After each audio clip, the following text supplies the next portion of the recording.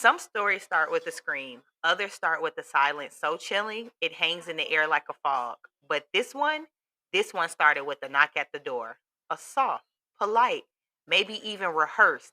It was January 16th, 1987, a Friday, cold but bright. The kind of winter morning in Atlanta where you can see your breath, but the sun still tries to kiss your skin. Inside her Buckhead townhome, 35-year-old Lita McClinton was getting ready for a divorce hearing. She was about to face off with the man she once called her husband. She never made it to court. Instead, Lita opened that door to a delivery of pink roses. Moments later, she lay dead in her front hallway, shot in the face, execution style. No robbery, no forced entry, just a hit. Clean, calculated, and cold blooded. When she ended up murdered in the middle of a high stakes divorce, questions gave way to suspicion. And those suspicions unraveled to a plot so twisted, so drawn out, it would take nearly 2 decades to bring the person responsible to justice. Today, we're opening the docket on the life and murder of Lita McClinton, a case of pink roses, white lies, and blood on the doorstep.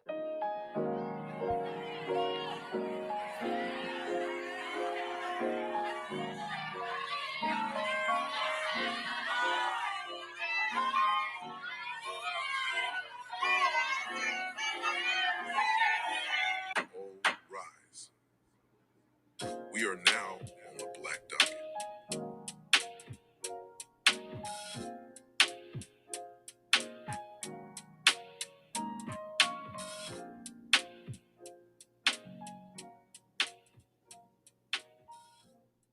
Now, I know listener of the week is usually at the end of the episode, but while I was writing and researching this one, this comment kept playing in my mind because, like the opening, this comment felt right on the same flow. It's from Christy H on Apple Podcasts, and the entire comment reads, I have a rotation of podcasts that I listen to throughout the week, and this is one I definitely cannot skip. I just listened to the episode about James Byrd, and let me tell you, the implementation of desegregation did so much damage to our community. They may have integrated Black students, but they did not integrate their Black educators. I can write a whole dissertation on this subject. Anywho, keep up the amazing work. So, first, thank you, Chrissy, for listening. Implementation of desegregation set heavy on me during this case because as I tell the story of Lita, a victim of integrating herself with them whites, because she spent so much of her childhood being the first to do so many things. Moving the fight along, yes, but ultimately it cost her life. And I think that's the price that we pay way more often, particularly with Southern whites. So thank you, Christy, for scratching my brain with that and giving me a new way to approach this story. I am forever grateful. Cheers to you. Now, let me take you to Atlanta, Georgia, 1953. The city was buzzing, polite and prim. Sweet tea, cold, roses in bloom, and racism in full effect. This was the Atlanta where Black folks knew which side of the town was theirs, which water fountain wasn't worth the argument, and which schools had never seen a colored gracing them halls ever. But in the middle of that, on the street lined with brick homes and the newest Cadillacs in the driveway, came a little Black girl named Lita. I'm just here for the vibes. And I'm just talking now, so you can interject whenever. Okay. I mean, you didn't introduce. I usually wait until you're like, hey, yo, you got Dell here, or At this point, I think the people is expecting you, so you just here. okay. All right. Well, fuck an introduction, right? Yo, what up? Told you I'm dropping 50 on y'all niggas today. Misrepresenting me the way I was fell asleep. I was messed up.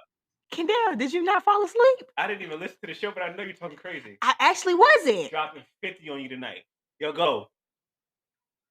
Go! See, niggas don't want to go to sleep. See what I'm talking about?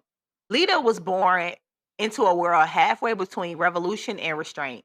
And baby, she was born with both elegance and edge. And not baby because you Kendall, baby because, I'm Black. Baby type of baby. Her mother, Joanne, wasn't just some Southern church lady or some background figure in a two-piece skirt. Nah. Miss Joanne was a force. She was a Georgia state representative and a pivotal figure in the political movement for civil rights at the time. Her style was polished. Her mind was sharp. She walked in the Georgia Capitol like she held that thing, head up, back straight, Her father, Emery, was a mover and a shaker in the Black community. He worked for the Department of Transportation, but don't get it twisted. He wasn't just pushing out paperwork. He was making sure civil rights laws were not just decorations and words in the book, and he was holding the DOT accountable. While most people were trying to get a seat at the table, Emery was in there making that seating chart on that thing. This was Lita's DNA. She was born into so much power and resilience. And even with all that power behind her, she still had to live in a world that didn't quite know what to do with a Black girl from both money and manners, a pedigree and polish. She really had it all. And I can see her having to try to find her way because Lita grew up in a time where whites and Blacks had separate interests to places, and that was the air she breathed. Her parents were sitting around the kitchen tables asking questions like, what do civil rights actually look like in real life? What does desegregation mean for our babies, for our schools, for our futures? And like, and we talking about this case, we that sounds so far away. It really was. Even with all those teachings, even though she was prim and proper, Lita was still very much a child of the movement. Like her, Malcolm X kids, Martin Luther King kids, like yeah, they had a privilege, but they also like had to be more aware than most people. Mm-hmm. She was being shaped by it and learning on the fly. She attended St. Pius X. St. Pius X. Where's that at? It's in Georgia. It's St. Pius X. It's not the same. It's X. She attended St. Pius X Catholic school, where she was the first Black student to ever walk the halls. And I know that because this was one of the schools I wanted to go to before I ended up at my school. So me and Tan went to orientation at St. Pius X. For them to say it was $30,000 a semester. Yeah, Catholic school is expensive. I want you to know I did not go to St. Pius X. Yeah, it's expensive. I ain't never seen my girl walk so fast to a car. You talking about cussed out? I don't even know how I got her to the orientation. But once they said 30,000 a year, yeah, I knew my time, my chances was just as good as gone. You won't be going to no St. Pius X, man. Maybe St. Pius Y. Maybe you will not be going there. And I indeed did not go there. Oh no. But think about Lita walking into St. Pius X in a building where nobody looked like her. The teachers are clutching their pearls for her just being there. The PTA probably was talking about her kind being the Blacks. But Lita, she handled it with grace. She was poised. She was soft spoken, but she wasn't shy. And she made sure her presence meant something. She left something with everybody she met. By the time she reached Spelman, she was blooming. Political science major, stylish as hell, smart without flaunting it.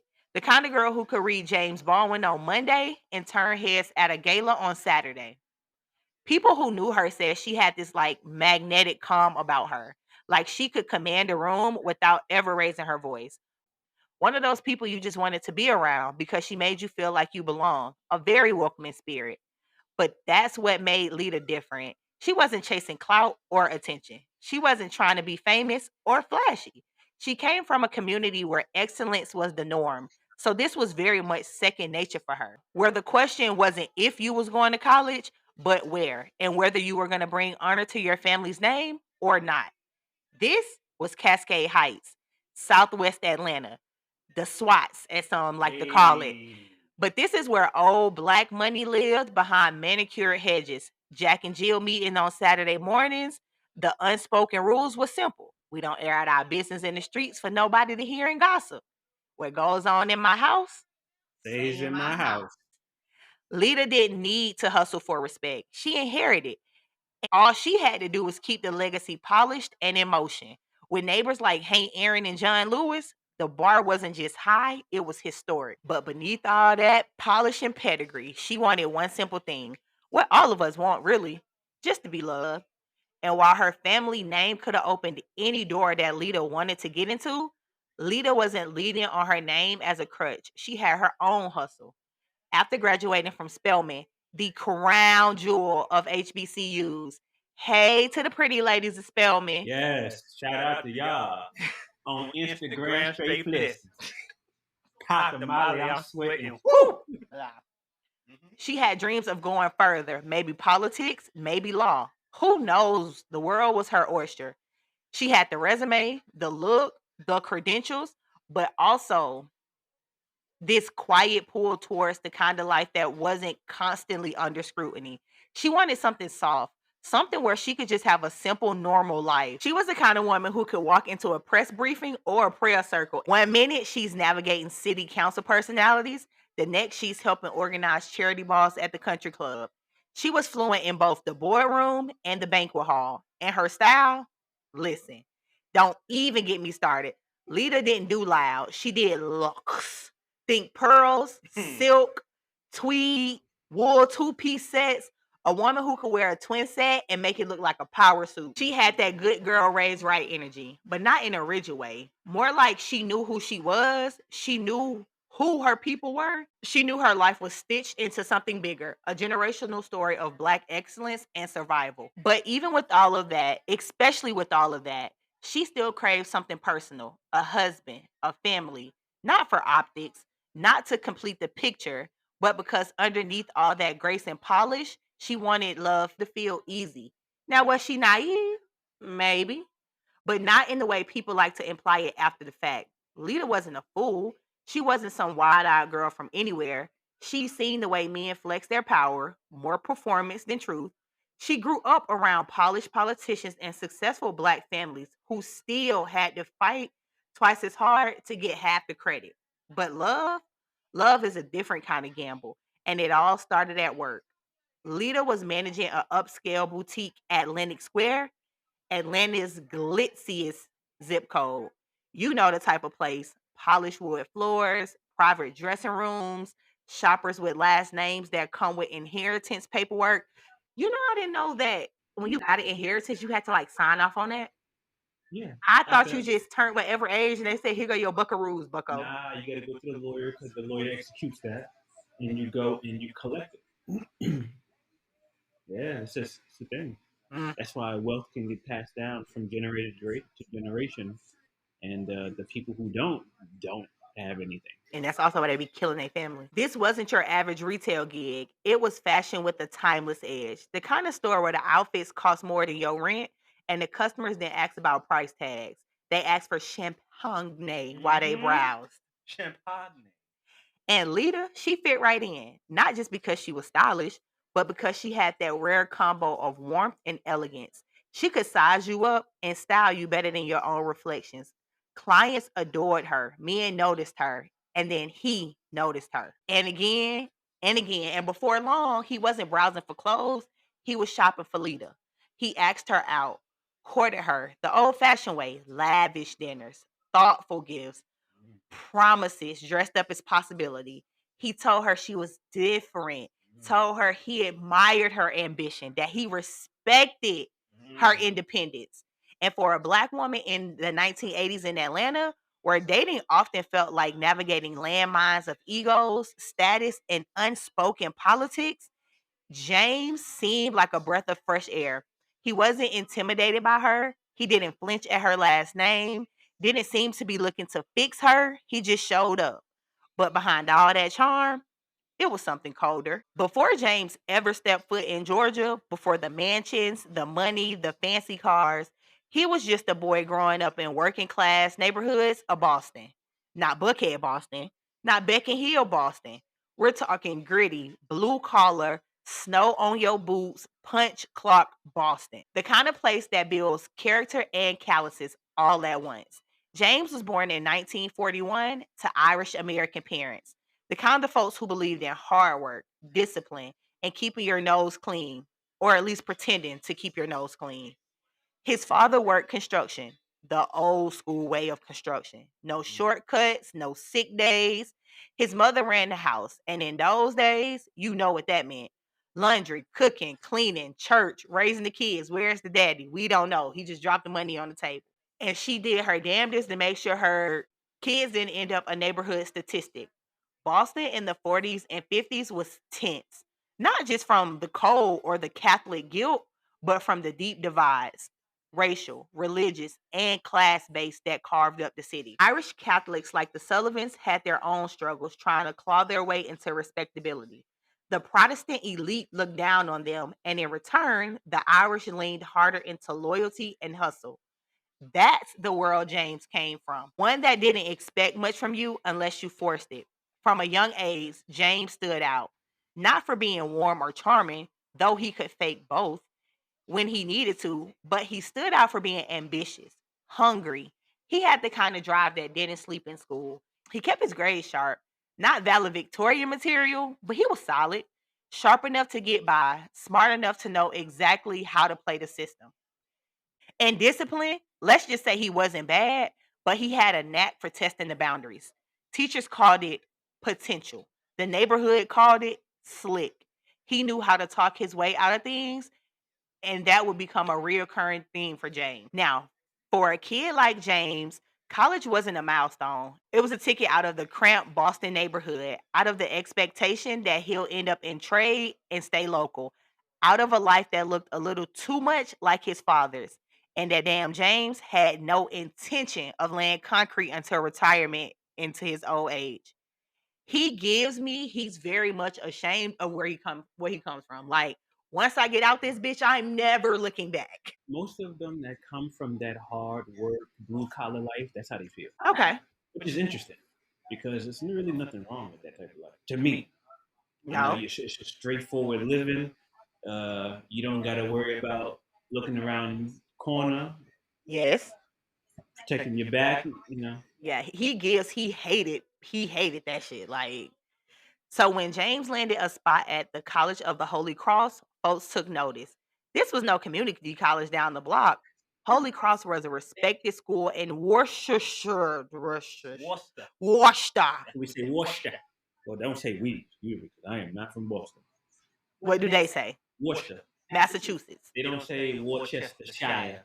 They don't say that. Because this is definitely Worcester. Yeah, Worcester. Worcester.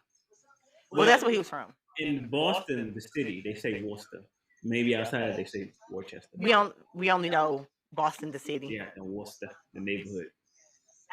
The school was academically tough, spiritually demanding, and full of future CEOs, lawyers, and power players. For James, this was an upgrade and a stepping stone to the life he wanted for himself. He wasn't there on family legacy nor trust fund status. Nah, James got in on grades, grit, discipline, and drive. He worked for it. He owned it. And when he got there, he didn't coast. He handled his business, not the kind of student that professors would fawn over, but definitely the type that they knew he had something calculated brewing under the surface. He didn't miss deadlines, he didn't start fights, but he was always watching, always studying the room, and this is where the pattern starts. Jane was always trying to be more than the skin he was born in. He liked proximity to power. He liked blending in with people who came from money, who people just expected to be successful. He was trying that identity on piece by piece, the voice, the clothes, the friends. Jane was building a version of himself that didn't owe anything to Boston or his upbringing. Now let's contrast that with Lita. While James was scrapping his way to elite status, Lita was born into it. She didn't have to reinvent herself. Her parents had already laid the foundation. Where James learned to perform stability, Lita lived it. Where James ran towards power he didn't inherit, Lita was raised in it. The difference would shape everything for these two. But before he met Lita, James still had some living and scheming to do. Before he escaped Boston, James was a family man, or at least he played one on paper. The year 1965. James had just graduated from Holy Cross with a degree in economics and had a head full of ambition. That year, he married Catherine Murray, a good Catholic girl, the kind his mother hoped he would settle down with. They did what respectable couples do. They bought a house, had 4 kids, built a picture perfect life. From the outside, it looked solid, traditional, a working man with a sharp suit and a big smile, and a wife that held down the home. 4 healthy children, a Boston dream. Let's give it up for a Boston dream. Looking at James, you could tell he wasn't built for normal. Normal bored him. Routine made him restless. And marriage, it came with rules and expectations. And James didn't like being boxed in. At first, he played the part. He clocked in at Jordan Marsh, a big name department store, working in the controller's office. He later moved to Pete, Marwick, and Mitchell. You could tell James was sharp, laser focused, calculated. The kind of man who didn't just walk into a boardroom, he owned it, walked out with the promotion and your playbook. But even with the career wins, the tailor suits, and a house full of everything success was supposed to look like, he still wanted more. But in the early 70s, Jane was looking south, literally. That's when Uncle Frank came calling.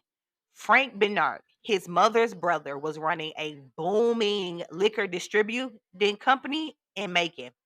Frank saw promise in his nephew and invited James down to help him with the business. And just like that, James packed his bag, left Catherine and them damn kids in Boston, and started laying roots down in Georgia. Damn. One thing about them, the way they get up with their family, never existed. Who were you? Who? Literally, he never went back for them kids. So while James was chasing a new life in Macon, Catherine was holding it down in Massachusetts, raising four kids with little to no help, no support, and a whole lot of disappointment. While the daddy was states away, doing only God knows what. Now, I ain't one to gossip, Kendall, but in 1975, Uncle Frank died unexpectedly from a heart attack. Oh man. Now, before James got his ugly face self to Macon, Uncle Frank was supposedly strong as an ox. Couldn't find a complication. Upon his untimely death, though, James inherited his entire company. Mm, interesting. That same year, Catherine filed for divorce. She got custody of the four kids and $1,000 a month in child support. Now, I had to ask Siri what that is in today's time, and Siri told me it is $5,500. So I guess that was enough money to raise four kids and say, fuck your daddy. And I say that to say because he had just inherited a multi-million-dollar company, and all he gave this lady was $1,000 a month. That's the best you can do, Kendall. I tell you all the time, these people hate their kids. Multi-million-dollars, 1,000. $12,000 a year for four kids. Newly divorced James stayed down south to build his empire. He's shedding more skin and more skin from Boston. He is not the man he used to be. My boy said he's not doing no co-parenting. He don't want no shared holidays. I send you $1,000 a month. That's very much all I can do. Out of sight, out of mind. You have fun with your kids. That's interesting, man. How they just do that. Four of them? You could do that with four kids? Man, fucking kid. That's what Definitely fuck them said. kids. To some, it looked like a classic case of reinvention. But to the people he left behind, it looked more like abandonment because that's exactly what it was. He never talked to them kids, his wife, or his mama or his daddy. Damn. Got millions of dollars and said, literally, fuck my whole family. Gave him a G a month for four kids. Child. James now had the money, the power, and a growing reputation as a savvy businessman in the Georgia circles. But behind the charm and the country club smile was a man who had already proven he could disappear from a family when it no longer served his ambition. And that right there was the first red flag in James Sullivan's playbook. By the time James got settled good in Macon, he was a new man, a new zip code. He was changing the narrative.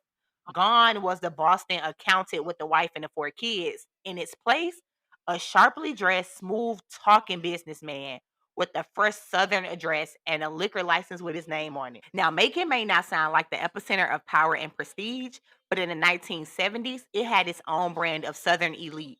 Old money, old names, old rules. And James, brand new like a newborn baby.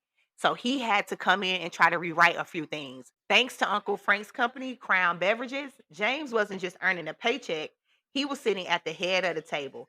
James didn't mourn Uncle Frank for long. I mean, if you killed him to take over his business, you want his reputation to go away real fast. And when I say not long, Uncle James died. My boy gave it a clean 3 weeks, never mentioned his Uncle Frank again. In them 3 weeks, they had to find the will, execute the will, sign the. That's a good mourning period. 3 weeks. I think that's appropriate for them. That's what they'll say. They'll say 3 is a pretty I mean, good number. he killed him, so that's more than enough time. He took over the business and expanded it. He got distributions for the first last name brands, the Jack Daniels, the Jim Beams, household names that kept money flowing and makings, movers and shakers calling. He was supplying major liquor companies in the area. So James was printing money. Suddenly, James wasn't just in the room, he was hosting the damn meeting. He brought a home in one of Macon's wealthier neighborhoods, started attending Chamber of Commerce events, slid into high society circles with the kind of confidence only a man with selective memory and a steady income could afford to do. But here's the thing about James, he didn't just want to be rich, he wanted to belong. He studied the accents, he picked up golf, he started wearing linen suits and driving European cars. He wanted to look like old money. He wanted to feel like old money, be treated like old money. Wanted to be treated like he was always important. But that wasn't the case at all. Now, the rise didn't go unnoticed because no matter what it was, somebody was watching. James became known in Macon for his business savvy, sure, but also for being, let's call it, socially ambitious. He was always chasing the next title, the next club membership, the next somebody to shake hands with. And that meant reinventing himself every few years or so if he had to do it. This really shows that no matter how much money you have, you can't buy class. The people would attend his functions for a good time, but they really did not like James. But even with the money, even with the clout, James Sullivan was still missing something. Someone, that piece of the puzzle that would make his new image complete. Enter Lita McClinton. They didn't meet at a fancy gala or political fundraiser. Nah, it was more casual. James walked into that upscale clothing boutique in Atlanta, and there she was, beautiful, poised, and dressed like Southern Black royalty. Lita was working the floor, helping clients style themselves for their life's big moments. James, he was instantly intrigued. And let's be real, James was a swindler. So when he saw her class, he knew she wasn't just a sales associate. She was the daughter of a political powerhouse and a civil rights monarch. Even in retail, she carried herself like someone who had been to Paris for brunch. James might have had the money, but Lita had the pedigree, the grace, the social gravitas. He was smitten with the thought of the rooms that she could get him into. Now, again, was she naive? Maybe a little. But James was also very convincing. So, what she saw was a man who showed up consistently, who talked the talk, dressed the part, and wasn't intimidated by her background. And to her credit, Lita believed in giving people the chance to show her who they were. But just because a man knows how to date a woman doesn't mean that he knows how to love one. And baby, what James was building wasn't romance, it was strategy. So he came in the store enough that they eventually started dating. The beginning was amazing because every great story has a first spark, the excitement, the questions, the first time feels. James didn't just scroll into Lita's life quietly. No, he made a statement. He was persistent, attentive, and charming. There was a magnetic pull, at least on the surface. He showed up with all type of confidence and polish and made you sit up and notice. Expensive dinners, thoughtful gifts, late night phone calls where he listened like she was the only person in the world. He was doing recon and seeing how he could slither his way into her life and, more importantly, into her social circle. Lita, who had grown up in a tight knit community, was both thrilling and a little unnerving. She wanted to believe in the promises James made, in the stability he offered, but some of her closest friends and families had their doubts. And off the 10 up, they was not fucking with James. Back then, whenever a black woman started dating a white man in the South in the 70s, you know there were going to be whispers. A lot of them. And not just about race. People noticed how quickly things were moving between them. A whirlwind romance, some said. Others worried about how James carried himself, a little too slick, a little too rehearsed, a little too put together and perfect. Her friends would put her to the side. Are you sure you really know who he is? Some couldn't believe she was moving so fast. Others worried about what the relationship meant for her, socially, emotionally, financially. But Lita, she was determined to see James for who he was in front of her. Not what the rumors said, not what people thought him to be. She was hopeful, maybe even stubborn. Because when someone pays that much attention to you, when they make you feel chosen and special, you want to believe them. The wedding came fast. In December of 1976, just a year into them dating, that's when the cracks started to show. One singular day before what was supposed to be the best day of Lita's life, she was blindsided with the news that this would not be James' first marriage, but his second. And with that marriage also came them 4 kids that he left in Boston. The night before my wedding is crazy work. We got to give a yell at James for that. And that's how I know he was just sitting on that phone listening and plotting on her life. Because why was this not known information? Can you imagine thinking you're going to start your life, give this man his first kid, and this fool already got 4? Yeah, might would have had to cancel that wedding.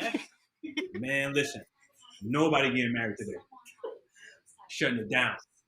Because I'm thinking if I was getting married to someone and I find that out, of course I would have to know. But yeah, nobody's getting married. Not, well, I ain't getting married. There is no wedding here today, sir. Whoever. No, they may be, but I'm not getting involved. Your family did not have to go far. Macon is not far from Atlanta. Drive back home because we would have had to cut that thing short. Let you Atlanta people tell it that is far.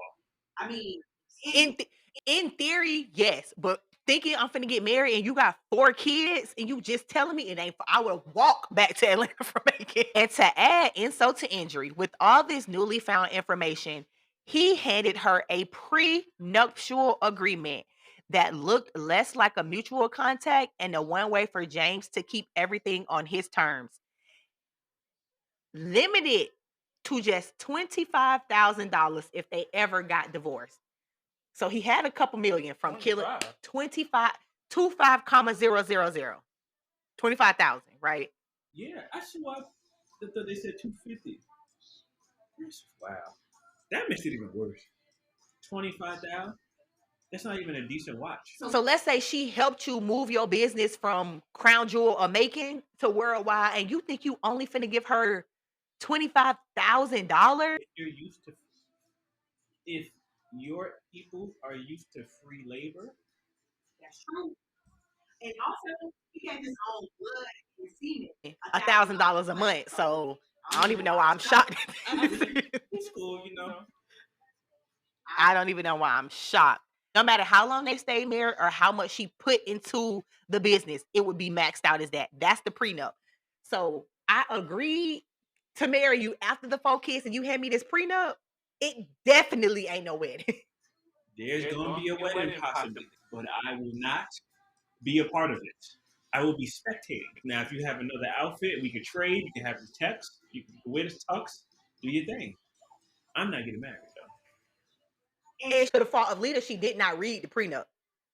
He handed it to her. She said, I trust you, and just signed it. You know, I know a few people that have gotten got like that. Niggas really know how to play on emotions and on what you want. Guys know it's a woman's dream to get married. That day, she just dreams about that. She lives for that moment, and when she thinks that it's being taken away, you could persuade her with anything. Yeah. But Lita was in love, and she was just ready to be James' wife. Imagine standing at that altar, knowing that you walking into a world full of secrets. But Lita just pushed through. She married James, maybe out of hope, maybe out of love, or maybe simply because she believed that she could make it work with him. Okay, so boom, now they married, right? Newlyweds, stepping into what was supposed to be a fresh new chapter, a brand new reality. We are doing new things, right, Kendall? Right. Wrong. Right off the bat, life in Macon felt like a cage for Lita. She did not want to be there at all. It was at least 70 miles away from her beloved Atlanta, her family, her vibrant community, and everything she knew, including the comforts that a black lady was afforded. Macon was close, but that shit was a completely different world. The house Jane bought was spacious, yes, but cold. No matter how much she tried to make it home, and make it comfortable for herself. When I listened to people like that said they went to the house, they was like, yeah, they had furniture, but it always just felt so stuffy in there. Like it didn't feel. Lived in. Yeah, you could tell he be on this side, she be on that side, and nothing. Didn't feel lived in at all. It felt like I got this big ass house so I can throw these parties and people can think that I'm fancier than what I am. But for James, I think he had that type of house solely for show. Look, I made it from Boston. Look what I got. And he also wanted to get in the cliques that she was a part of. Correct. That is true. And he felt like having a house was gonna let him do that. One day we're gonna have a conversation on live about how white men do that. Because there's a conversation about white women and them not liking the children, but white men love to marry interracially with the hopes of moving up status wise. So let me make this point in the sand. I don't think white women or white men like their kids. I agree. I don't think they like their kids, period, either one of them. But James didn't just control the narrative of the relationship, he engineered it with precision.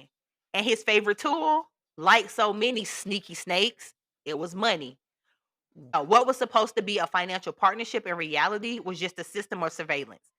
Lita was handed a weekly allowance, and with every expense tracked, logged, and deducted like she was on payroll. And of this allowance, Kendall, she was supposed to take care of herself and that big ass house. Back to Buckhead I go. I would have walked back to Buckhead from Macon. You hear me? Hey Siri, how long would it take to walk from Macon, Georgia to Buckhead, Georgia? It takes 1 day, 5 hours, 28 minutes to reach Buckhead, Georgia from Macon, Georgia on foot. And let me tell y'all something. Them 29 hours and 28 minutes, I would have walked every piece part of it. I would have walked it. Yeah, back to Buckhead I go. Man, what? I mean, let's be honest. I would have been going back to Buckhead the day of the wedding because somebody got married and I'm going back home. That's true. Well, I would've hit the Oftentimes, ride. she wouldn't even drive herself because she didn't have enough money to put gas in her car to go where she needed to go. So then the OC would say, sit in this house all day and don't turn on no air because it's gonna make she couldn't afford to do all the things plus play the Georgia Power. Can you imagine sitting in a big ass, hot ass house in Macon, Georgia in the summer? That sounds really familiar. Very antiquated. Very antebellum. That's Man, he would have been mad at me because Kendall, you know how I'm getting down, boy. I'm putting that thing on 64. I know how you get down, and that's why I will be visiting you at your house. I will come stay the night and I You- will leave during the day. You can't turn on no air. You left me in here all day. I don't have no money to do nothing. Kendall, it would be no food in this house on some days. It ain't no Uber Eats, ain't no DoorDash. You in Macon black. You ain't got no friends out there to bring you no where white people eat tuna salad, egg salad. 29 hours and 28 minutes. Mama, daddy, meet me on 285. However you get to Macon. Come get me. 75. Her mama and daddy would have came and got her. I can assure you her mama and daddy would have came and got her. He still gave gifts like handbags, jewelry, designer pieces, but they weren't really hers. He locked them away in closets until he decided that she could use them, mostly when he needed her to get glissied up and get his ass in the room he couldn't get himself into.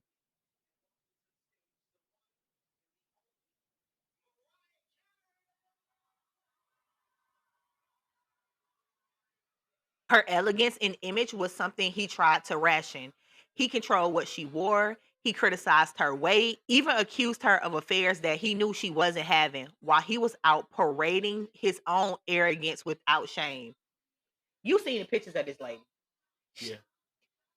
she was fine to me.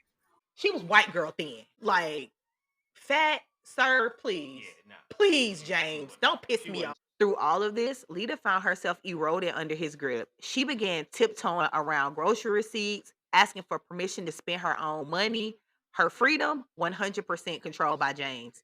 He had her locked away in that damn house in Macon, but what he didn't realize, it was only helping Lita find who she was.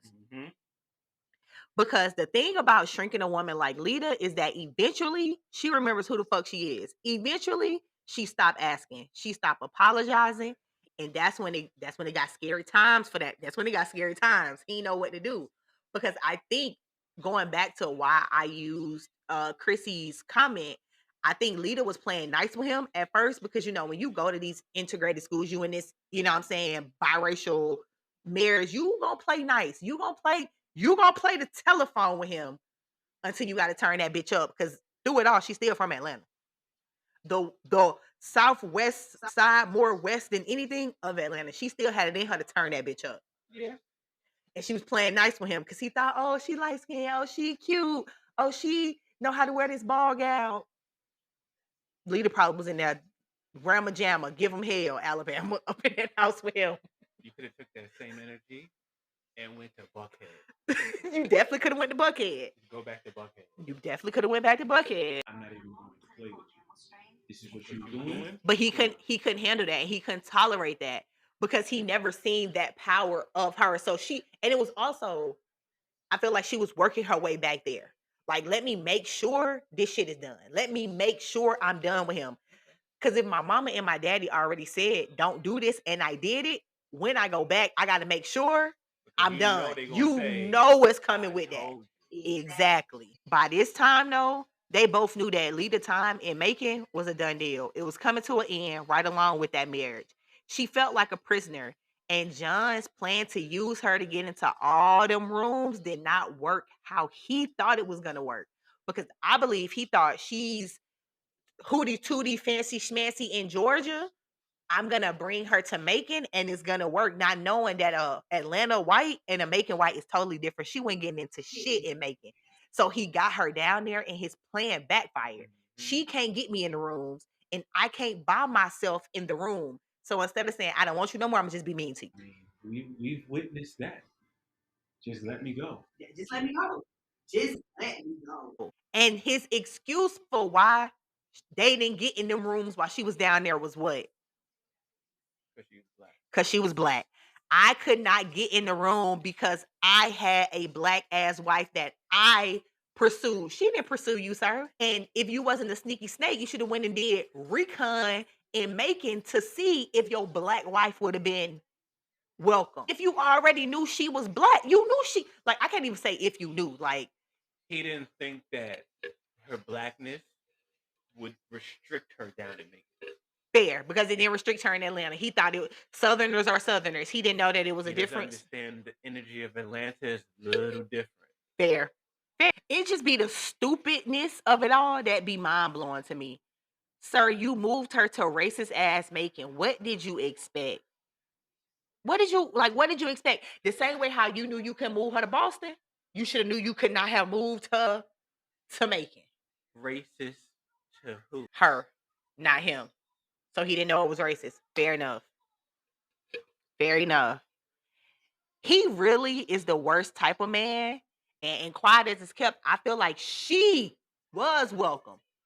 He was not welcome because they didn't like him. So I think the same way she could twirl in Hoolie's 2 in her rooms in Atlanta, she probably could have did the same in Macon. But see, while the whites in Atlanta would have held it down a little bit off of the, off the respect of her, they don't give a fuck about you in Macon, buddy. I think it was his own ass that kept him out of them rooms. Because it didn't matter if you was brown, Puerto Rican, or Haitian. You are the scab. You. Even before Lita got there, when you was going into all the joining the commerce and the this club and the that club, they still didn't like you. The cheating, Kendall, you got me locked in this house. No, you know when he would let the air come on? When he got home. When the white bitches came over that he was cheating with. And that started early on. I'm talking about. This sounds very familiar to me. Just to me. About 6 months after she found out about the first marriage and the kids. So I'm talking about in straight succession, he's coming with bull ass shit. And it wasn't like he was sloppy. I'm talking about sloppy. This wasn't suitable. We're talking about perfume that don't belong to her, calls in the middle of the night. She goes to the grocery store. She walked past the bit. The girlfriend staring her up and down like she done did something. This is a hot ghetto mess as well. One day, one day, one day, Lita found a bra in her bed. You didn't even have the decency, Kendall. And this is back when bras had underwire and shit. You purposely left that in my bed. I didn't purposely leave it, but I wasn't concerned about cleaning it because what are you gonna do? I ain't talking about no metaphorical bra. I'm talking about actual titty holder. Yeah, what you gonna do? You're not gonna do Child anything. You're not gonna do lace anything. evidence. Lita didn't need receipts. James left. He left them right there. He didn't give a fuck. Like At all. he did not care about nothing. His disrespect was at a all-time high. So all of this led to the marriage running its course. James decided to up and move his ass to Florida. He went to Palm Beach. The only black people that's in Palm Beach is probably the help. You know what I'm saying? The people that clean. Palm Beach is actually where Jeffrey Epstein Island was when he was taking them little girls over there doing things to them. It was in Palm Beach. And I feel like it was in Palm Beach because now it is Palm Beach County is where the black folks at. But it's like over a bridge. It's a distinction. Like, Okay. but White Palm Beach, I feel like he ain't the only one on the island that was getting busy. But before he started affording good, and this is a whole nother story about a whole nother day. We'll never talk about him on here. He used to go to the Black Palm Beach and pick up girls from over there and bring them over the Epstein, that is. And this sham of a marriage, at this point, it was all performative. Lita had gone from being adored to being dismissed completely, reduced to a scapegoat for James's failures.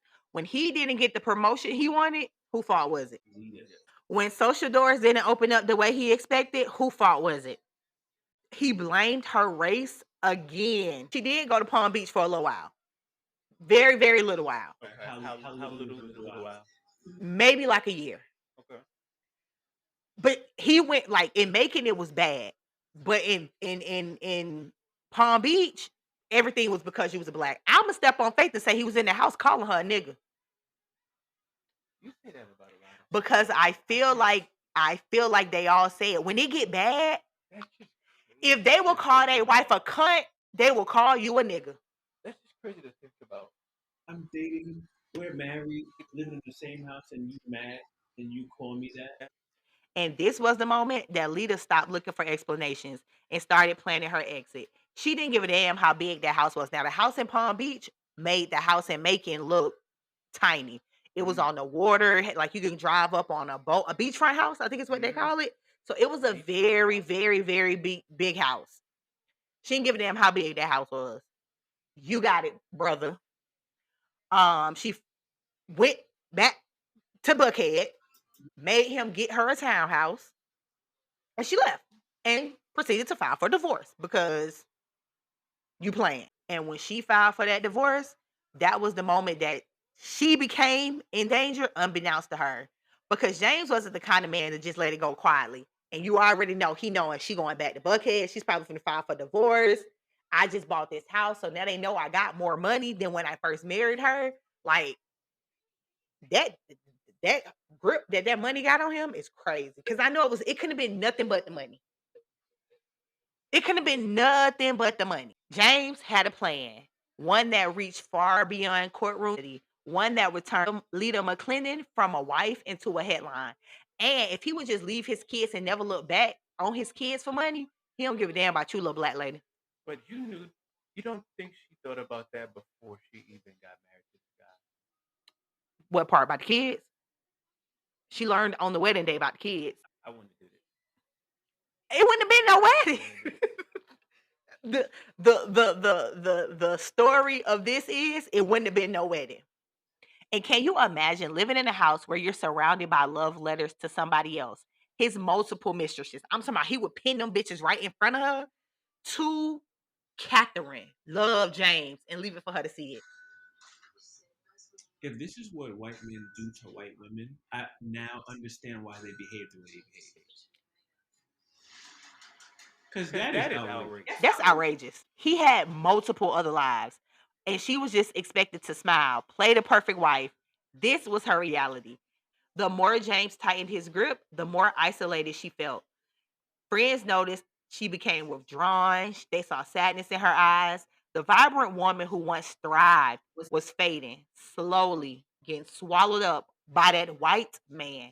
One thing that they will do, no matter what it is, a country, a world, a planet, a race, a person, they will suck the life out of any fucking thing y'all let them control. But why do the people run to them? Who can I run to share that? I don't know why they run to them. I mean, it's still proximity to whiteness for some people is still good. It's crackheads who can afford multi-million-dollar homes and fancy cars and never have to work solely because they're white. Some people is willing to take that comfort of living because no matter what you say, I can block you out. You can call me whatever you can treat me however you want to. I can block you out. Like the comfort of living for somebody, for some people, they're willing to just put that shit to the wayside. At the expense of your culture? At the expense of your culture. Yes. See me as a person. Don't see my race, see me as a person. I'm colorblind. I'm colorblind. I don't see color. Love is love. Yeah, that's how. And I'm not supposed to love based off race. Yes. Now, I ain't white, but I do sometimes dibble in white folks' business a little bit via the documentaries that they love to give me to tell me their business. You know what I'm saying? They give it to me and I'm gonna take it in, right? Right. The worst thing Lita could have ever did was marry that white man. Like she should have just did, like if she would have just did the dancing song with the I don't give a damn who your daddy is, I'm better than your dad. Like all the shit that came with whatever she thought dating was in Atlanta, she might have should have just did it. Cause this wasn't worth it, sister. This wasn't worth it. But eventually, the facade cracked. For years, she played her role, devoted wife, society woman, elegant fixture whenever he let her out her cage. But sister was fed up. She wasn't about to keep letting this white man play her for less than she knew she was worth, okay? And guess what? Carrie Hilson told y'all, every woman got a breaking point, y'all. Lita was tired. It's a song. Every woman got Kerry a Washington. Carrie Hilson. Oh, because you said Kerry Wait, Washington. I think that's a. My name is Yeah, Carrie. yeah, Yeah. That's what it is. Oh Wait, she do music too? no, Carrie Washington is Scandal. No, Yeah. Carrie Hilson. Okay. Carrie Hilson. And one day she did what she was supposed to do. She called U-Haul. U-Haul came, loaded up her stuff, and she left James right down there in that Palm Beach house where he wanted to be so bad. But for Lita, this wasn't just about walking away. This was about reclaiming who she was. She came from a place much different than Palm Beach. And while she was there, she was often the only black woman in the room. Sometimes the only one even acknowledged. But when she returned back to Buckhead, we back to business. She was no longer a wife. She wasn't somebody plus one, but she was finding herself. She was free. She was determined. And she was doing her best to get back to who she was and forget the transgressions with James. She moved in a townhouse not far from where she grew up. So now she's back close to her parents, close to her siblings, close to her friends, close to a community where she can thrive and turn on the air conditioning in her house, drive her car, sleep in a bed that don't have somebody else brought in it. Any damn love note that's around her townhouse came from her. She wrote it to herself. She did not have to live in the hell and the captivity of that white man anymore. Great. And again, her people was close, but make no mistake, she was handling her business alone. My girl said, I got to stand on my 10. I got to figure it out. Respect. And she was doing it with grace. She was still soft spoken, still poised, but this wasn't the same woman that was once controlled by budgets and gaslighting. She was showing up to legal meetings prepared, determined to get what was hers. And I know when she was walking her ass in them court proceedings with James, he know what hit him. Boy, let me say something. He was probably in there like, I don't know what I'm gonna do, man. And it's in all her splendor. And it's in Atlanta. And you already know who her mama and her daddy is. He probably was like, man, they finna pay these people off. They finna run me up through there. And as they should. As they should. So she filed in Atlanta. He tried to file in Palm Beach. The court said it's already filed in Atlanta. We got to throw this out, buddy. You can't file in two places. And the day for Atlanta was fast approaching. The judge was set to see how they were supposed to divide up his $5 million in assets. Lita said, "I'm not walking away empty-handed. I know what you got. I know what it is. She finally read through that prenup and said, no, hell no. Absolutely not. Her money spent just like James. She was able to get good lawyers that was able to get it tossed out. And the judge said, we gotta get us a fairer split. And because of that, James was unraveling. His grip was slipping. The control, the narrative, the image he had spent so many years crafting was now gone. She had once been the woman who tried to work it out, who tried to keep the peace, but now she was calling him out in court, telling everything she know, laying all his shit bare in front of his lawyers, in front of the judges, in front of the newspapers, in front of anybody who was at the court reporter, everybody, telling all of his business. Why she moved out, how she moved out, where she lived. My girl was telling everything. And for a man like James, he couldn't take that type of loss. That was humiliating. This is now court record. Anybody that want to really know my business, that I'm trying to get into all these fancy places in the Palm Beaches and the Macon, they can go pay. That shit probably was $1 back then. $1 to get a whole court file and read everything word for word, line for line, verbatim on what you said about me. Yep. And now I can't get in those places. That's why he was mad. That was something that you couldn't reconcile. If she said that in the court, he probably couldn't shake his way out of that because people already didn't like him. And with that, he wanted revenge. Like, I must avenge my name because, bitch, now you playing with me. As the divorce unfolded, this was no polite separation. It turned into war. She was on a mission to reclaim everything taken from her, her name, her dignity, her freedom. But that damn James had other plans. He wasn't negotiating. He wasn't even talking. She say she want this. He say no. Everything was just a no. Hey, James, she said she's with no. Hey, James, she said no. Everything was a no with this nigga. So I told you he got the Buckhead house in his name when she said she was leaving. George Power was in his name. The water was in his name. He turned all the shit off, being spiteful. And I don't know how it was to set up Power back then, but it probably wasn't as easy as going on the World Wide Web. Yeah. That's cool. So she was in there with no power. No problem, James. I see what you're doing. He was shutting her out of the accounts. He cut off all her financial ties as the day approached. So he pretty much was just like, you move back up there. I got the house. I'm taking everything from you. And even now today, because I went to look at the Zillow, beautiful house. Beautiful house. I could tell even back then it was a beautiful house. Take everything from you, and now all you got is a beautiful house. Get your parents to help you pay for it.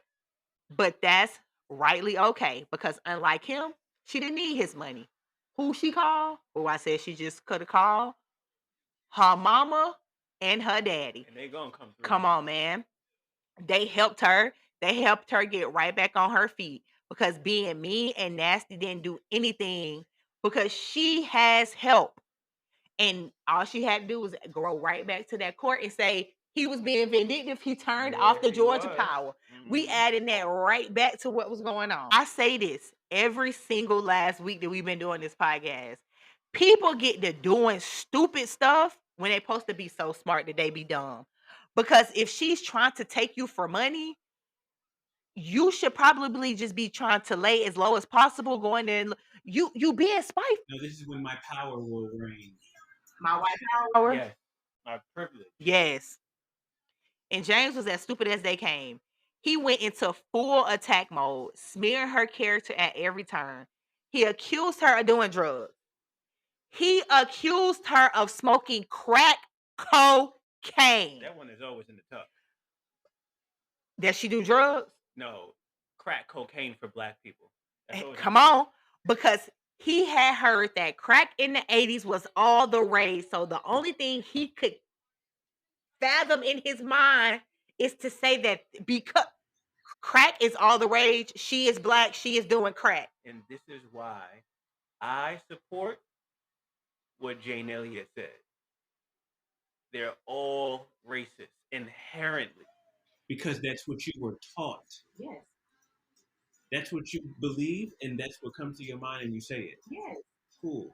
See what I'm talking about? No matter how close you let these folks to you, they still say and believe and hope the dumbest shit. So I agree with her.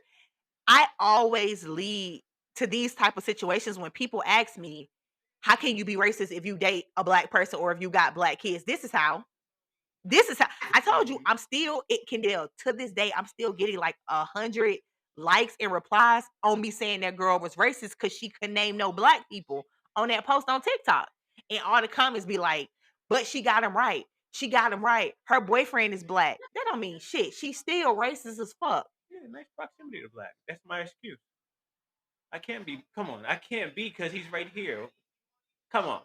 Clearly, that's not true. Black people do crack, so she smoked crack. You not even creative, stupid. Kendall, you can look at that lady and tell she wasn't doing no crack. He also accused her of theft. He even suggested, through court documents, by the way, that her mama and her daddy was trying to get her killed for insurance money. He put it in the court record, Kendall. It was blatant psychological warfare, all laid out before the judge. And if anybody was paying attention, they could have seen the play he was laying out right there.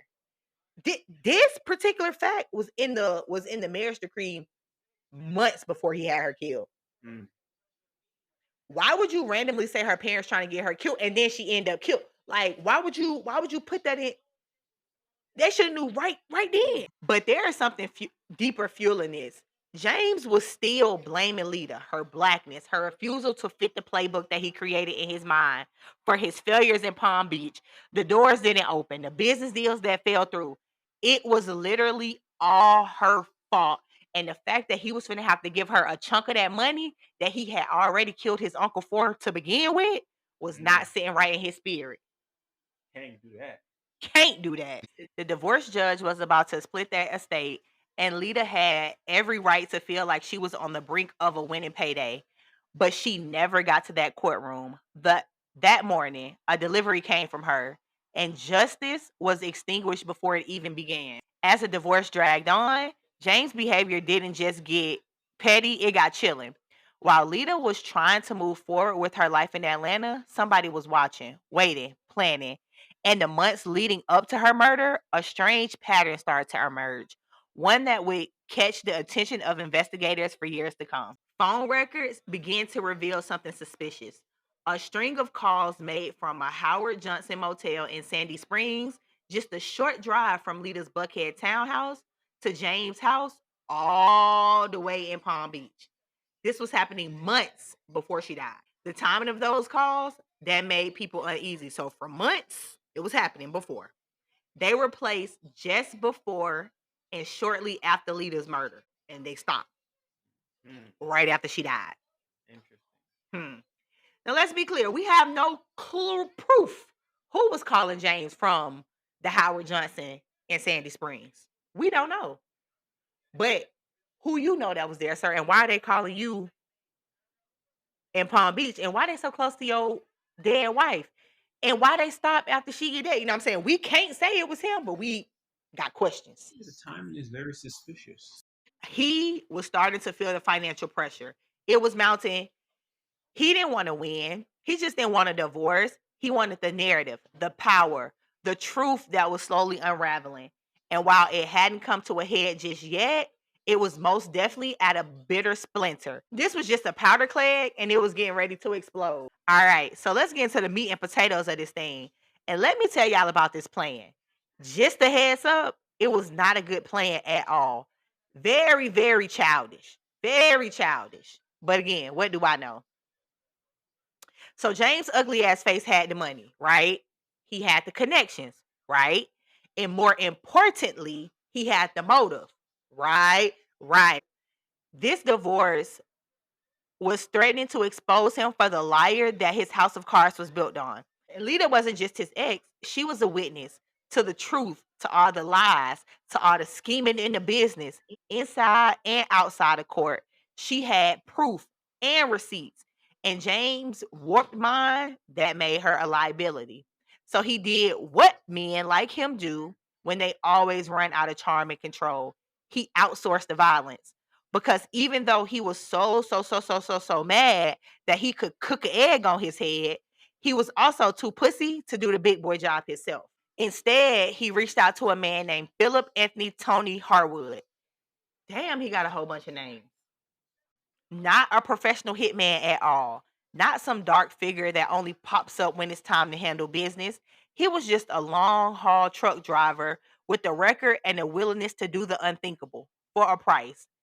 James Harwood, $25,000 to handle Lita. Just talking about this shit, one would think it was a sports game. Like, he met Harwood because Harwood is who moved his furniture from Macon to Palm Beach. He said he wanted Lita dead from Macon to Palm Beach. Buddy said, "I do it for you," wrote James' number down. From Palm Beach. She only had a set amount of time to walk God's green earth because he was already cooking it up. But I think it was so easy for them to have that conversation because he was white, James was white, and they saw no value in Lita black ass life. They saw no value in her. $25,000 to snuff somebody's life out? You seem to only be valuable when you are cooking, cleaning, and raising their kids. Now, Tony watched Lita. He learned her routine, knew when she would be home, and on the morning of January 16th, just hours before she was supposed to walk into court, someone knocked on her Buckhead townhome with a box of flowers. Lita opened the door, expecting a gesture of kindness. Her friend Poppy was upstairs. They were having their morning coffee. You know, girl talk before she got to go to court. Girl, today is the day. Oh my God, are you ready? What you gonna do? What you gonna say? What you gonna wear? Normal ass day, right? So they get a knock on the door. She head downstairs in her white silk robe. Okay, she is class personified. She opened the door. The man hands her a box of flowers. She asks him in words, "Thank you, sir. Can I give you a tip?" This devilish bastard said yes, waited for her to turn her body, and started busting at her. The first shot went in the kitchen somewhere, but that second shot, dead center in the middle of her head. A 9mm Smith & Wesson, quick, precise, fatal. She never made it to court. She never made it to reclaim her name, her story, or her peace. And James, he was still hundreds of miles away in Palm Beach playing innocent. But what he didn't count on is that murder will leave a trail. And eventually, every plot, no matter how neatly designed, will start to unravel. By the time Lita hit the floor in her Buckhead townhome, the Atlanta PD knew this wasn't some act of violence. There wasn't a break-in, no robbery, just a woman in a silk robe answering her front door to roses and bullets. And from the jump, detectives could feel it in their bones. This was a hit, a setup. Somebody wanted her silenced, and they made sure she would never make it to that divorce court. The crime scene was crazy. A 9mm shell casing, a bloody doorstep, and the box of flowers, the weapon disguised as romance. Whoever had did this didn't just pull the trigger. They planned this with care, with intent, and they wanted it to look clean. But it wasn't, and they didn't. But what they didn't count on is how sloppy the trail would get. 3 men were spotted leaving the scene in a rental car. Investigators tracked that car back down to where, Kendall?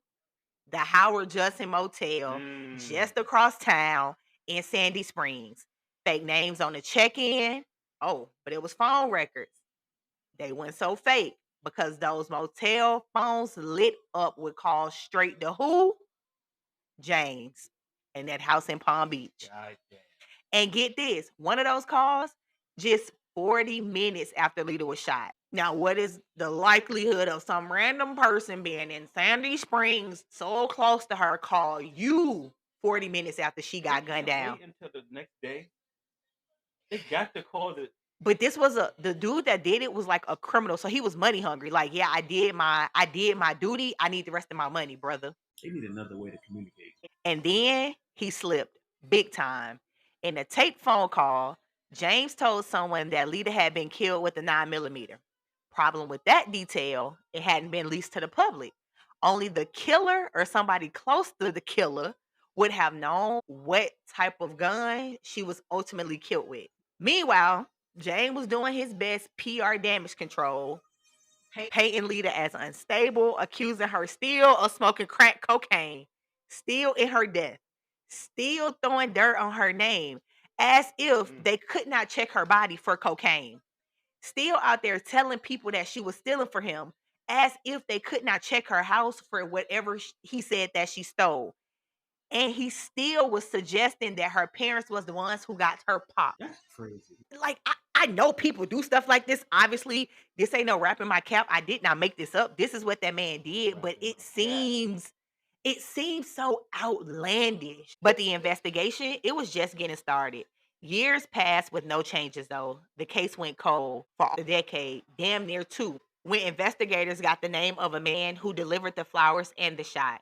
None other than Philip Anthony Tony Harwood, the truck driver. And apparently, Tony was a mean man. He was known for beating his women and banging their head between the microwave and the refrigerator. So 10 years after Lita had been shot dead, Tony's ex-girlfriend was watching America's Most Wanted and she seen the case. After 10 years, her wounds and her heart had finally healed from all the pain and the turmoil that Tony had put her through. So she got on the phone and called them America's Most Wanted people, told them everything that she knew. She even mentioned to the cops that Tony ran the whole play down to her. And she was even the one that suggested that they should go get the roses to shoot her through the box so she wasn't aware. This is why white women don't get a pass from me either. Because what do you mean you made a suggestion? And said it so casually. Now, Last time I checked, right? Last time that I checked, shout out Nipsey Hussle, rest in peace. if it would have been someone with a different complexion, aren't they an accomplice? You hear me? Definitely an accomplice. Things they use the words, right? Like, what do you mean, Kendall? I love you with everything in my being. You cannot not come sit on this couch and tell me you finna go. Yeah, Tammy, I'm finna go shoot this lady in her head. How should I do? I'm calling the police on you. Gee. I'll keep that in mind. You don't even know this lady, a random for $25,000. First of all, you definitely want me to call the cops on you because not only is you finna get all us jammed up for $25,000, police. But yeah, that's why they don't get no pass. She should have been calling the feds right then and right there, and that would have been the last time he would have been able to put his hands on anybody because you should have did your due diligence. So why it took you 10 years? Thank you for waiting 10 years. But bitch, you should have did time too. You should have went to jail, in my opinion. So 10 years after they finally faced what happened, she told them everything they know. They went and picked up Tony. They knock on the door. He come say, I've been waiting for y'all. He been living in a world of fear for 10 years because never did he ever think that lady was finna hold that water for 10 years. He knew as soon as I'm out this house, this bitch finna tell on me. She kept it pee. She kept it pee. 10 years. And he laid out the plan, told them how he met James, about the $25,000, about how he met him just simply moving James's furniture to Palm Beach. And he was so shaken up. You know, he still had this man's handwritten phone number on a piece of paper in his wallet. Crazy. If something was gonna fuck me up that bad that I need to keep your handwritten piece of paper in a wallet, I probably shouldn't have been doing it. What do you have to show for that $25,000? The new jewelry I get on my wrist, the new bracelet. From the Fulton County Police Department. Listen, man. The story didn't end that day on that doorstep, but the clock has started ticking because now the law had a new name, a payment, a plan. Now, 10 years is a long ass time. So let me tell y'all what James was doing in the meantime and between time. Because while Atlanta was shaking and Lita's family was burying their daughter, James, he was already working on his next move. 8 months after Lita was gunned down at her doorstep, James did such a slime ball ass thing. What did you think he do, Kendall? What do you What do? do you do? He rebranded, went and got married again. This time, he married Suki Chow Roberts, a Miami socialite, 3-time divorcee, and by that time, his girlfriend. He met her in South Beach. She also was the lady who brought Lita found in her bed. So he went backwards. So he has added a fresh layer of polish to the rooms he can't get into. Because while I think a black polished lady couldn't be in there, they gonna let a Chinese in there every time they can. Chinese is very close to whiteness. And in Palm Beach, she probably off the strength of her, he could get into where he wanted to go. And get this, He's a coattail rider. he's definitely a coattail rider. And everything was good with them until it wasn't. They also in love until they wasn't. Because she would later testify that sometime during their marriage, champagne in hand, ain't even know sometime in their marriage, at their wedding. This is when he did this.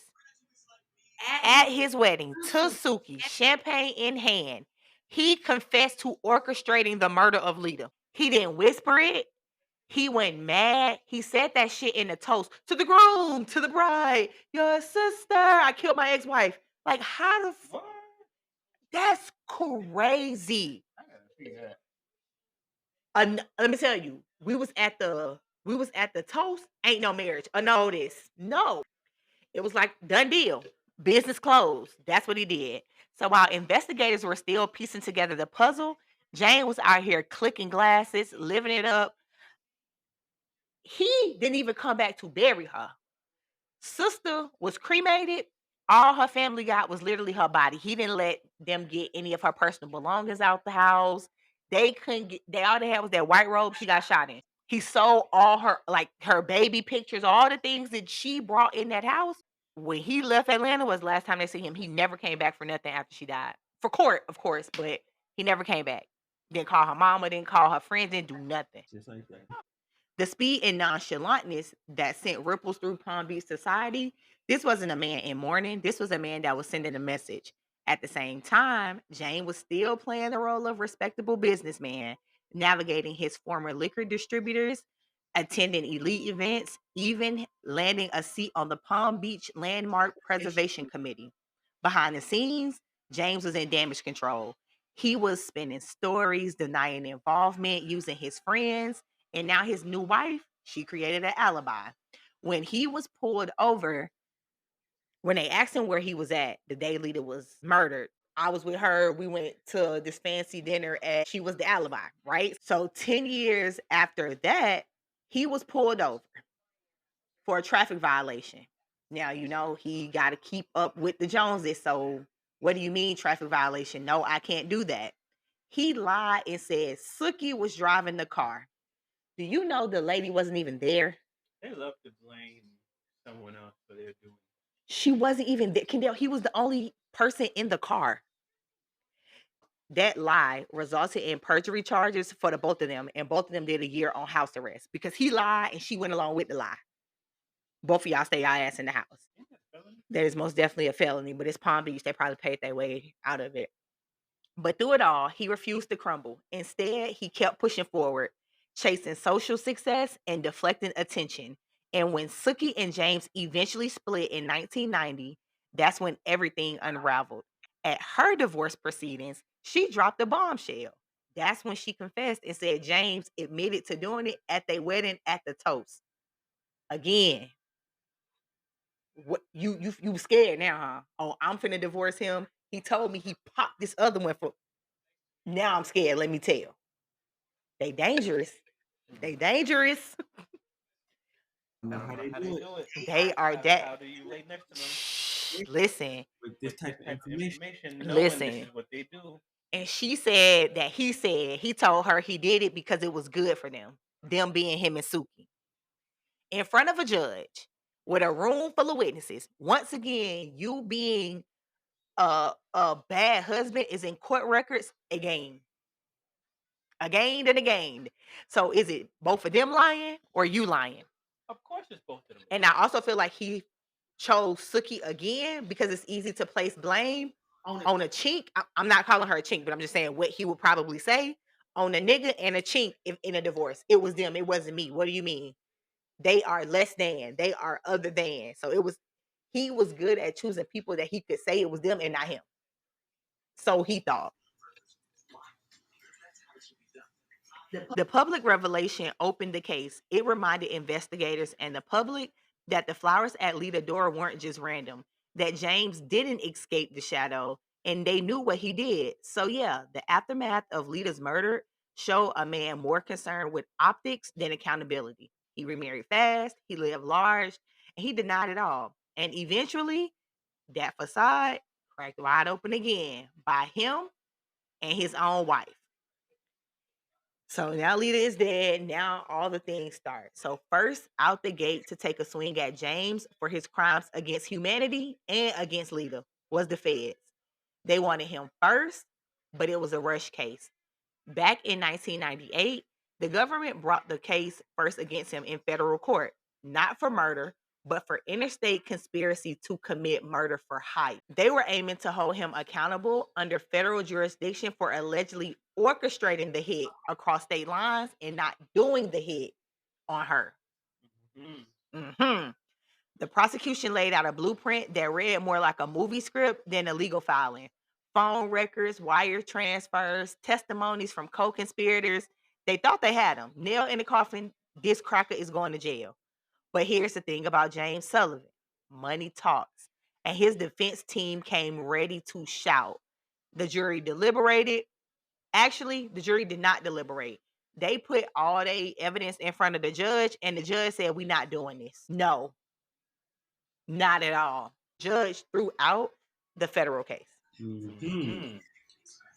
Deep pockets. Listen, I mean, but they really didn't have a case, and it was rushed. The statute of limitation is 5 years on this. They brought this to court with like the 4th year, 11th month. Like they rushed. They weren't prepared. They weren't prepared at all. It was a devastating blow for the federal prosecutors and a gut punch for Lita's family and their community that loved her so much. After this, James was legally clean, but morally, that was a different story. He was filthy. But this wasn't the end. This was just act 1. The state of Georgia was watching and waiting. And trust, we not done with James yet. Lita's family was broken, but they knew all hope wasn't lost. And they knew deep down that James had killed their baby. So they kept pushing and decided to go to civil court.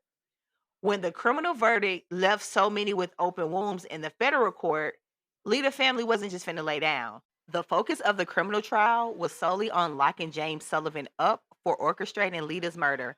But the civil trial, this was about holding him accountable in a different arena: money, damages, and public truth, and getting it on the record. It kicked off a few years later in early 1994, and they filed a wrongful death lawsuit against him. The high stakes, beyond grief, they wanted recognition that James' actions shattered their lives in ways that could not be swept under the rug. But civil court isn't like criminal court. The burden of proof is different. It's ponderance of evidence, meaning it just has to be more likely than not that James was responsible. The question was, could the family convince the jury to see through James's polished public appearance and recognize the truth for what it was in his involvement? James came into the fight armed with the best legal team money could buy, ready to defend every inch of his freedom and his fortune. Remember, James was not only fighting for his name, he was also fighting for all that money that he had. Literally, they were suing him for all of his money that he had. I need all that. And you know how his motivation is money. Man, what? In his mind, he had every reason to fight tooth and nail. Because we see he ain't nothing without that money. I mean, he left his kids and killed Lita. So I expect that from him. But her family didn't give a damn.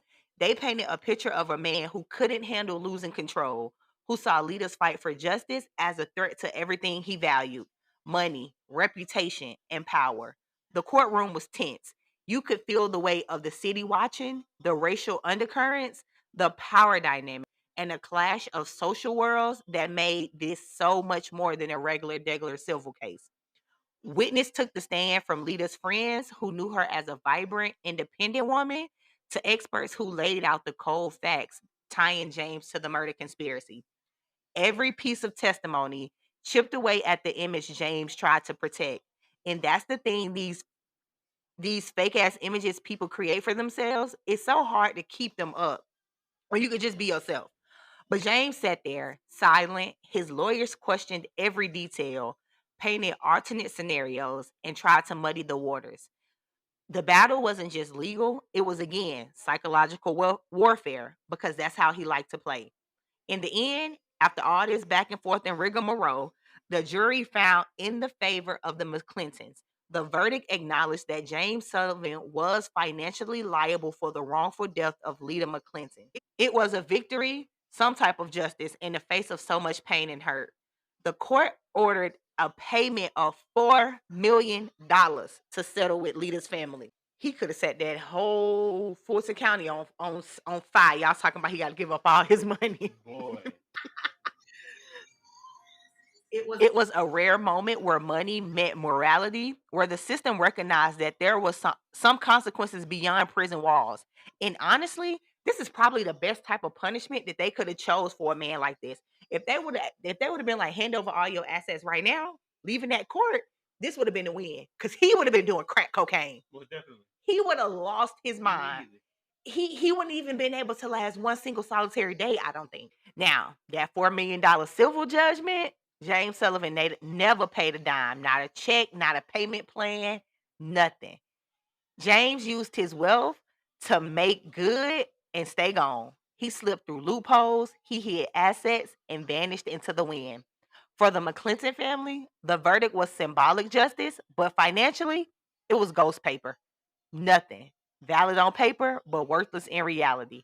Because when you got millions and a passport, sometimes even justice can't find your bank account. So he is looking down the judgment of that $4 million, which would have definitely left him broke and destitute.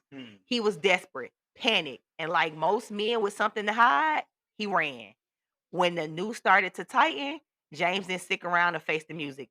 He did what men with money do. He vanished. The night before he was due to turn over that check, poof, just like that, gone. No foreign address, no goodbye. He left his girlfriend at the time, gone, by himself. Friends and family were left reeling, scrambling to figure out if he fled out of fear, guilt, or something darker. And I bet money that her family was hoping and praying it was the something darker. But unfortunately, they didn't get that lucky. Once the word got out that he was on the run, the media went into overdrive, chasing every lead, every whisper, every single time. But James' disappearance didn't start with some random vanishing act. This was a calculated escape. James slipped through the cracks, hopped from country to country, always one step ahead. The trail was cold, but clues kept popping up. But they were always a day late and a dollar short. Even while on the lam, James was not silent. He made clandestine phone calls, quiet, brief, coded, to lawyers and allies, and to offshore brokers who held all his money in ghost accounts. So they knew exactly where he was, but they couldn't get, by the time they figured it out, he was already gone. He was no longer there no more. He called from the Holiday Inn in Costa Rica. By the time you find what Holiday Inn, where it's at, where he used the phone at, I'm in Nicaragua. man, boy, what? He's out. This wasn't just a rich man running scared. This was a man trying to rewrite his own ending, craft a version of the truth where he was still in control while even vanishing off the grid. But the spotlight had reached. After years of being an international fugitive, hiding out in Thailand, ducking authorities with fake IDs and a passport full of lies, he was finally captured in 2002. His arrest didn't just make the news, it became the news. For prosecutors, his flight wasn't just reckless, it was reeling. It painted a picture of guilt that no jury could ignore. It showed intent, it showed planning, it showed a man hell bent on escaping justice, not because he was innocent, but because he knew exactly what he had done. James wasn't just running from the law, he was running from accountability, from the truth, and from the life that he, despite all of his money and power, could no longer control. And do you know how he got caught? How?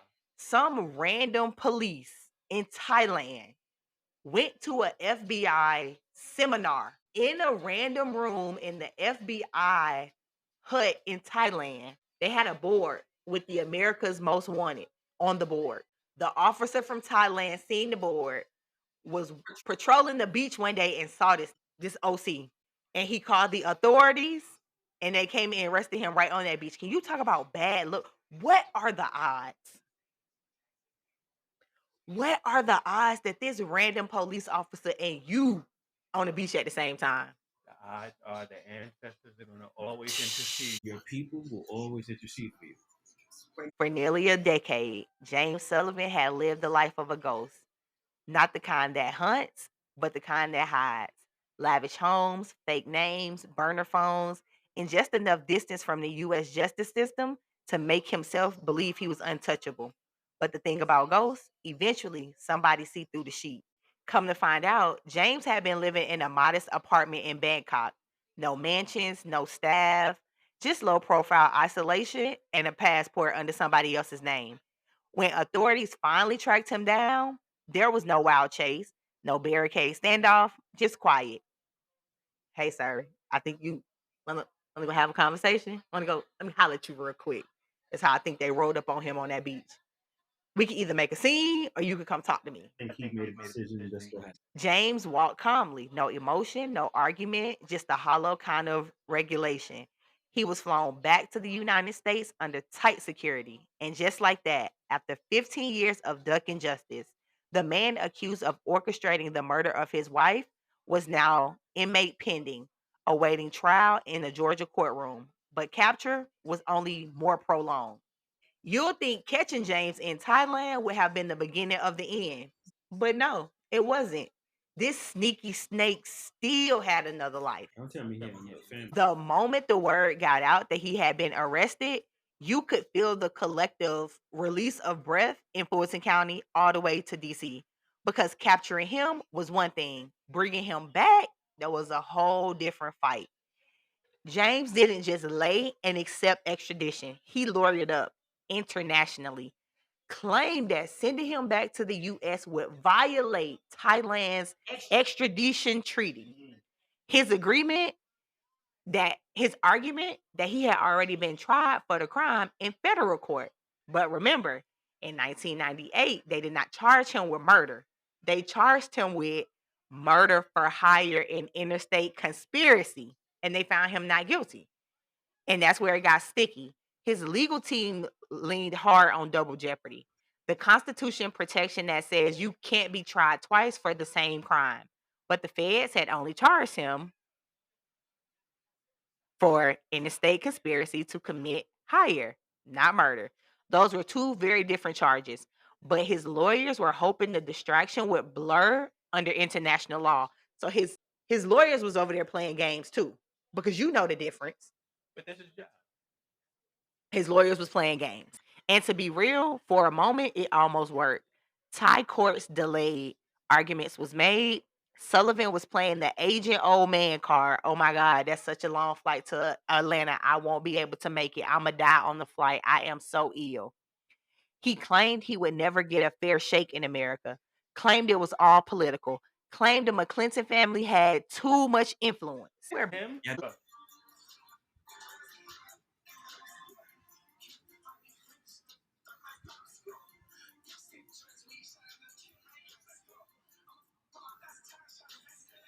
Mm.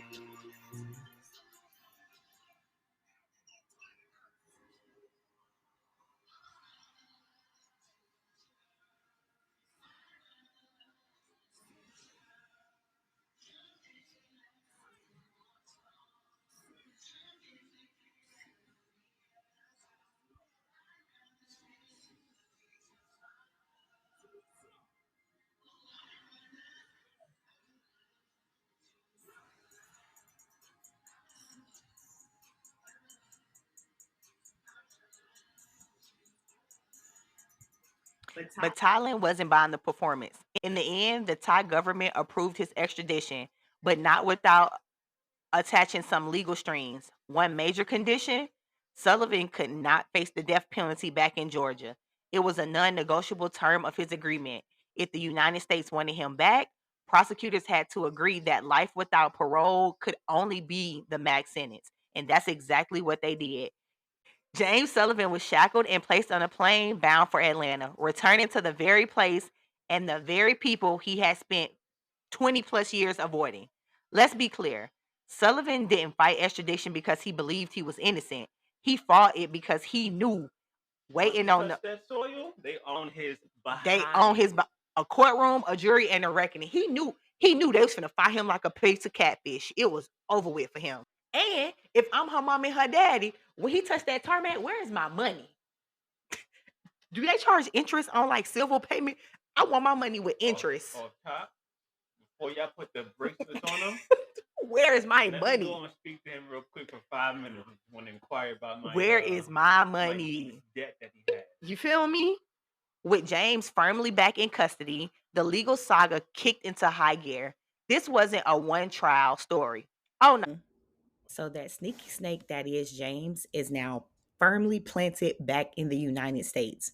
So let's talk about the showdown that we all have been waiting for. The trial. After years of headlines, extraditions, and courtroom side quests, James Sullivan was finally front and center. No aliases, no hiding behind legal loopholes, just a cold courtroom in Fulton County, a jury of 12, and a mountain of receipts. The prosecution did not come to play with him nor his lawyers. They brought out the greatest hits, and I do mean the greatest hits, because at the core of their case was just that the hitman, Tony, the man with all the names. He was very chilling, specific, unshakable in what he said. One of the key witnesses was the man who pulled the trigger. He testified in stunning detail about being hired, the money trail, and the exact execution plan. It wasn't hearsay, it was 100% a confession. Then came the tapes, then the phone calls, then the recordings, and then carefully constructed timelines that showed James just didn't benefit from Lita's death. He orchestrated it. Motive, a looming divorce, and that prenuptial agreement that meant James would be broke and exposed. And James Sullivan, he do broke. But perhaps the most gripping moment came from the people who love Lita best, her friends, her family, each painting a picture of a woman terrified of a man she once loved. One friend recalled Lita saying, "If anything ever happens to me, it was James." And when people say stuff like that, it be so crazy. Like, do you want to help them out? You want to do something? But just knowing that this person that you once loved, was once married to, is capable of doing something to you enough to where you have to put people on warning, crazy. And the friend testified that that sentence hit her like a ton of bricks. It wasn't just evidence, it was a haunting prophecy that Lita came to give from her grave. And then James' defense, it was thin. They tried to distance him from the hitman. They questioned the timeline. They even threw suspicion elsewhere. Elsewhere being back to her parents that her mama and her daddy had her whacked for insurance money. But in all, it crumbled under the weight of the evidence. The jury just didn't bury the act, not for a second. And when the verdict came in, guilty of murder, life in prison without the possibility of parole. And really, James already knew that when he got on that plane from Thailand. Because had them people not said y'all could not cook, y'all cannot kill him, they would have fried him again like a piece of catfish. It was justice, of course, but long delayed, but delivered with precision. James Sullivan was once the smooth talking millionaire socialite. He is now inmate number 1134543 in the Georgia prison system, stripped of all his power, his titles, and his freedoms. But don't get it twisted. This case wasn't just about one man's downfall. It was about how power and privilege tried to silence a woman and rewrite a tragedy. And now, in the end, the truth finally made its way to the light. So here we were, peeling back the layers of a story that was as much about love and portrayal as it was about power, race, and the justice systems that tried to keep all us in check. Lita McClinton's life was rich with promise, shaped by a community breaking barriers and dreaming big. And yet, Her story reminds us of how fragile these dreams can be when trust is shattered and darkness creeps in close. James Sullivan, Rise and Fall, from Boston's polished streets to the shadows of a violent crime, shows us that the length some will go to protect their image and their secrets.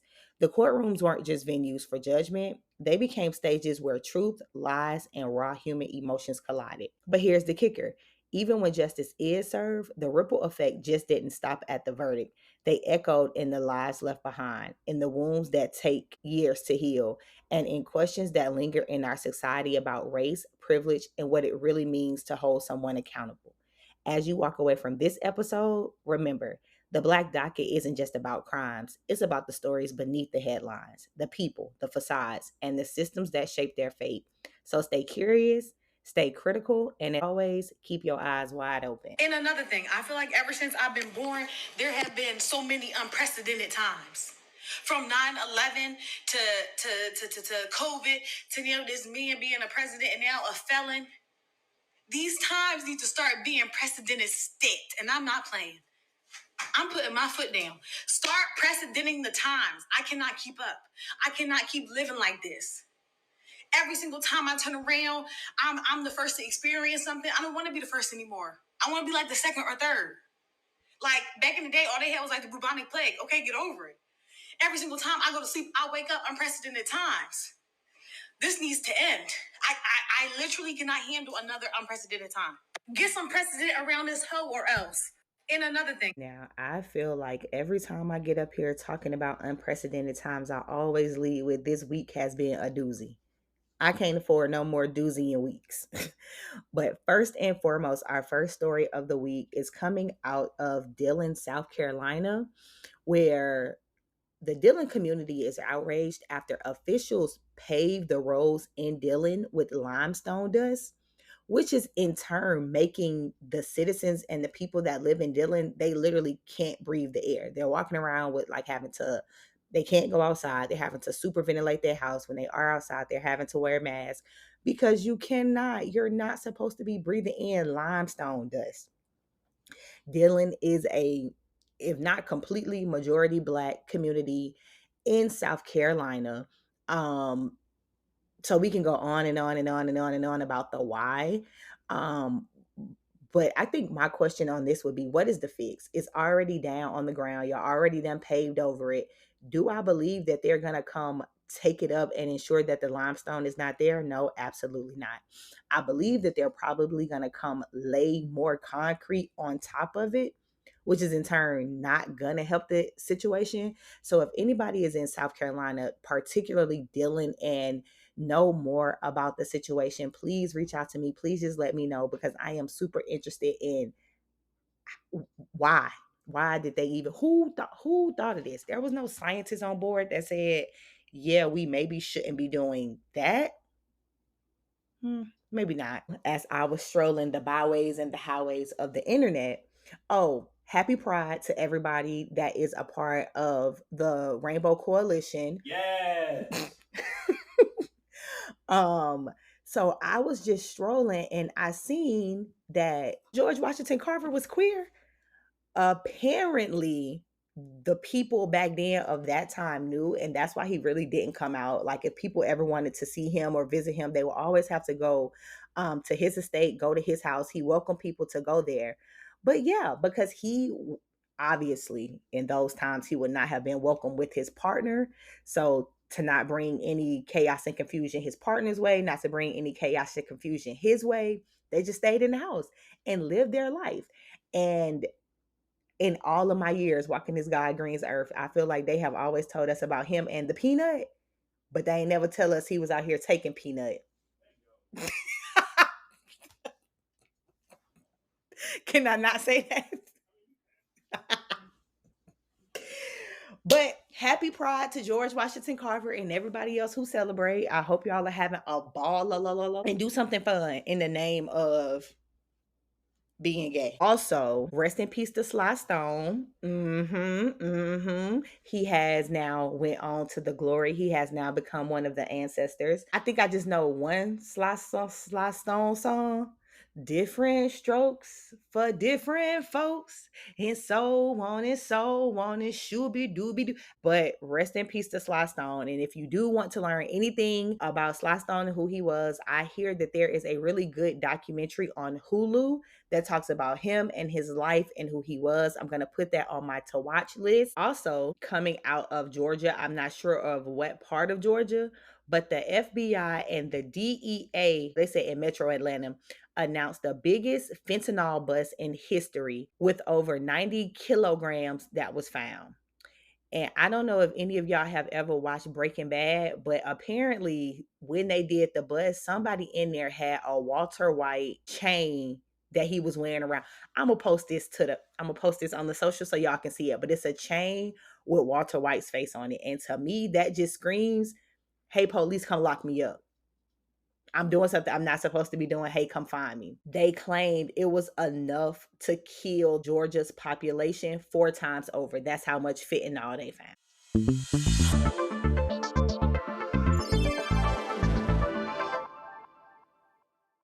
This week on the missing docket is going to be Ziegler Williams out of Columbia, South Carolina. He is a black male, 6 feet, 150 pounds, black hair, and brown eyes. He was last seen on October 3rd, 2024, at his home located on the 400 block of Longwood Road. According to authorities, he was last seen driving in the Hungary National Park area where his vehicle was found, but obviously he wasn't found in his vehicle. And this touched home for me because he was a part of the Hamilton cast. So he was like touring when this happened. He was home visiting his parent, or he was home visiting his family, and he just went missing. So as always, I'm going to post a picture on the socials. But if anybody knows anything, please feel free to reach out to the Richland County Sheriff's Office at 803-573-30000. And let's help bring Zigel Williams home. And as we close this episode out, as always, thank you for listening to the Black Docket. If this episode moved you, please subscribe, leave a review, and share. Until next time, I'm Tammy. Stay safe, stay curious, and keep the stories alive. And remember, justice isn't a destination, it's a journey, and we're all in this together. So let's keep the conversations going. Follow the Black Docket on all things.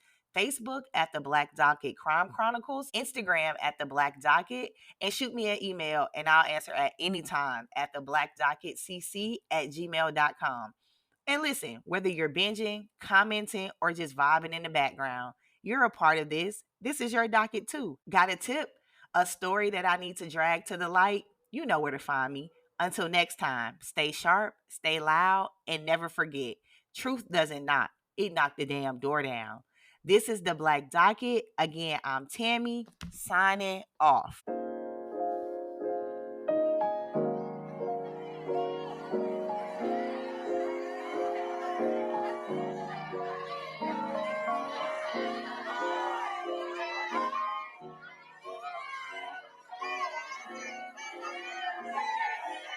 All rise. We are now